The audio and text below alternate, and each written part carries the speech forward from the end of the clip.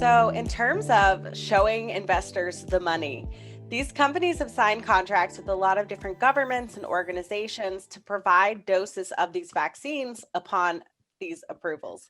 Do we know when that revenue is going to be recognized? When can investors expect that money to land in terms of quarterly earnings?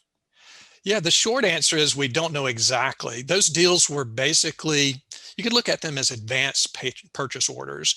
Pfizer, for example, said the US government would pay $1.95 billion upon the receipt of the first 100 million doses.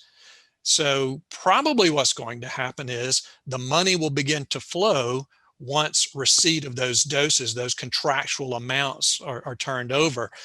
So in the case of Pfizer, for example, that first 100 million doses might not be delivered to the US until later in the first quarter.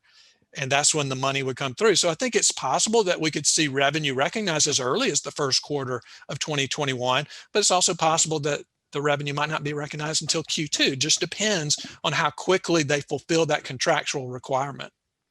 Definitely. But in terms of an investment, these amounts of the contract dollar signs, they've been available. So do you think that that revenue is already kind of priced in to a stock like Moderna and Pfizer? Sure, I think that's absolutely the case, that once those deals were announced, investors immediately just mentally put that money in the bank for Pfizer and for Moderna. So yeah, I think they're already priced into the shares.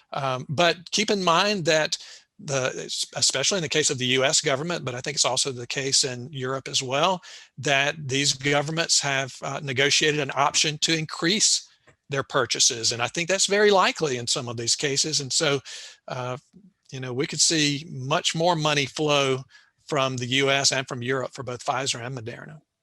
Yeah, that option could definitely be a catalyst if they are exercised. That'll be interesting to watch.